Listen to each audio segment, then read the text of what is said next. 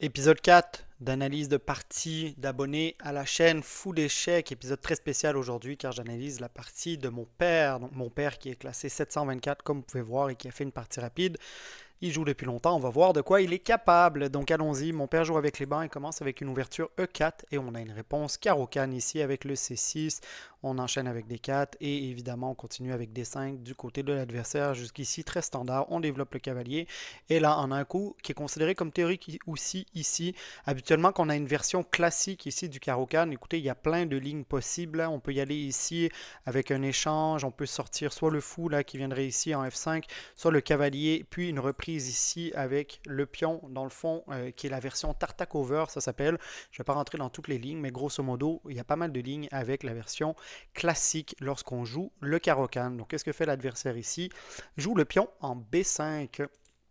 On continue avec le développement du cavalier, considéré comme une imprécision, mais qui est quand même un coup qui est relativement normal, je dirais. On continue de développer les pièces mineures. Et là, on a l'adversaire qui fait une première grosse erreur et la barre passe déjà à 2.1 pour mon père.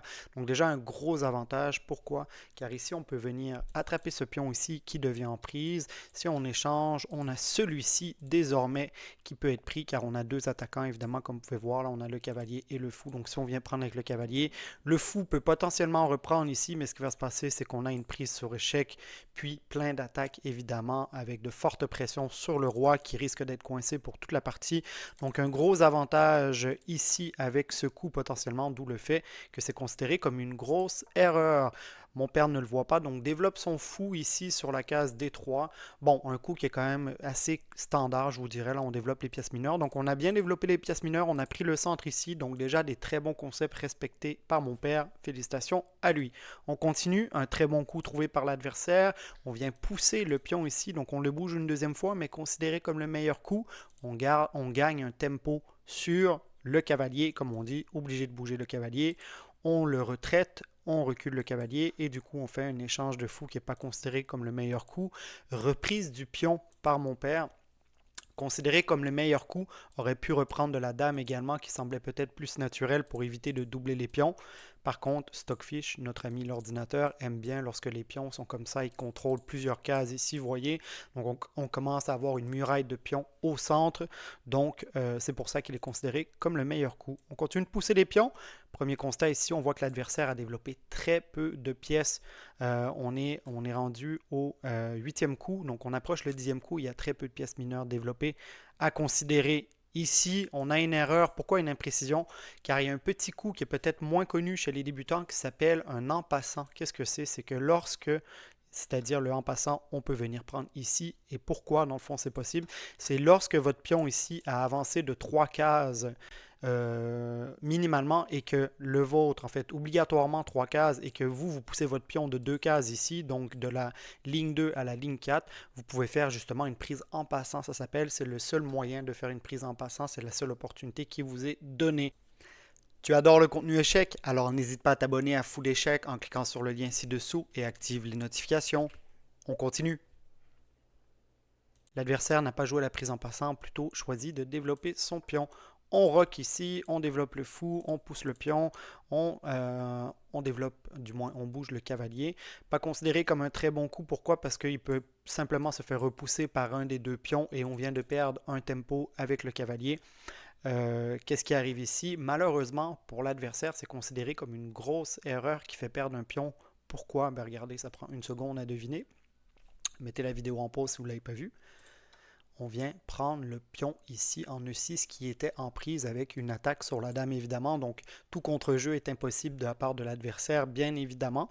Il fallait le repousser avec le pion ici dans le fond en H6. Donc petite imprécision de la part de notre adversaire qui d'ailleurs n'a pas pris énormément de temps pour réfléchir. Vous voyez on est à 8,53, on passe à 8,45. Donc à peine en 8 secondes ça a pris pour blunder si je peux dire. Donc prenez un peu le temps des fois de réfléchir à ce genre de coup. C'est ce qui vous permettra également de progresser également. Donc voit que sa dame est attaquée, vient la défendre et attaquer le cavalier en même temps. Et là, qu'est-ce que fait mon père? Vient échanger, vient proposer une fourchette aussi, donc évidemment reprise obligatoire. Il y avait un coup qui était très intéressant ici, vous avez peut-être pu voir la petite flèche verte, c'était la prise avec le pion ici et recommandé de reprendre directement avec Évidemment, avec le cavalier, car si on reprend avec la dame, on a une potentiel de fourchette, entre autres. Si on prend la dame ici, on peut venir faire une fourchette vu que le fou n'est plus protégé, premièrement. Deuxièmement, pourquoi reprendre le pion au lieu de prendre le cavalier qui sera en prise ici? Si on vient reprendre le cavalier, le pion peut venir manger toutes les pièces de l'échiquier. C'est-à-dire qu'on doit décaler la dame ici pour pouvoir venir manger le pion par la suite. Et le pion, entre-temps, aura mangé 2 pions ainsi qu'une tour. Donc, aura fait d'énormes ravages, ce petit pion. Donc, on se retrouve ici, comme on disait, on vient échanger, on reprend, on développe le cavalier, on pousse et ici on essaie de chercher du contre-jeu ici sur la colonne C avec le pion qui s'avère un peu dangereux ici. Meilleur coup trouvé par mon père.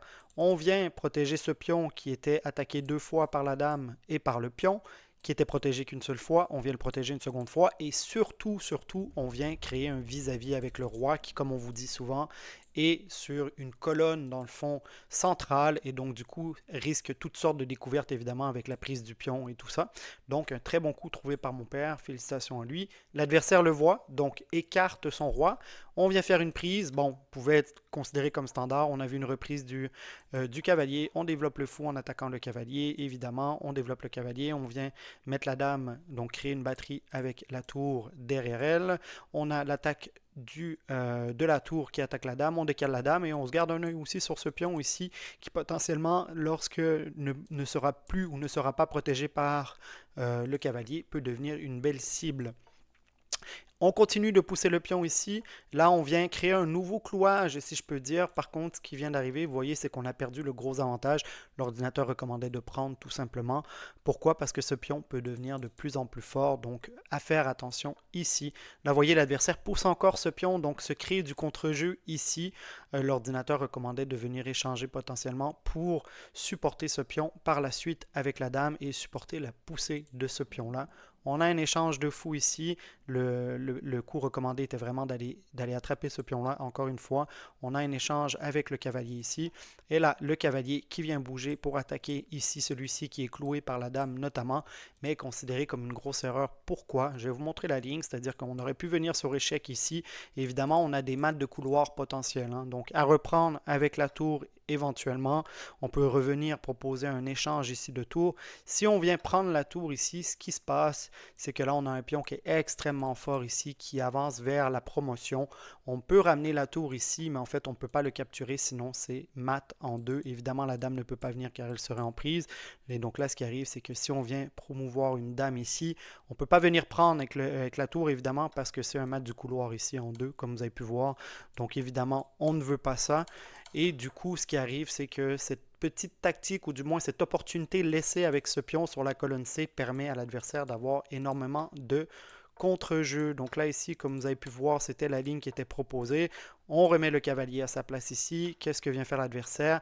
L'adversaire vient prendre ici le pion qui était en B2 avec une opportunité à mon avis ou alors avec une idée derrière la tête, je pense, en se disant mon adversaire ne peut pas prendre ma dame car je fais un mat du couloir. Malheureusement, il y a un petit oubli qui a été fait de la part de l'adversaire à mon père et tant mieux, tant pis pour lui ou tant mieux pour mon père. Je vous laisse regarder en une seconde. Mettez la vidéo sur pause si vous voulez. Et oui, en fait, ce qui se passe, c'est qu'il y a une prise ici, mais une prise sur échec. Donc cela vient changer toute la stratégie dans un sens où on ne peut pas venir faire le mat du couloir par la suite, car même si cette tour-là n'est pas protégée, ne peut pas attaquer évidemment. Et donc là, l'adversaire de mon père se retrouve dans toutes sortes de maths, de possibilités de maths potentielles. Donc là, évidemment, on refait un échec, on sort la tour pour éviter de se prendre un mat de couloir, justement. Et là, c'est qu'une question de finaliser, fermer les livres, si je peux dire. On vient amener la dame, on supporte la dame avec le cavalier ici pour un échec et mat final.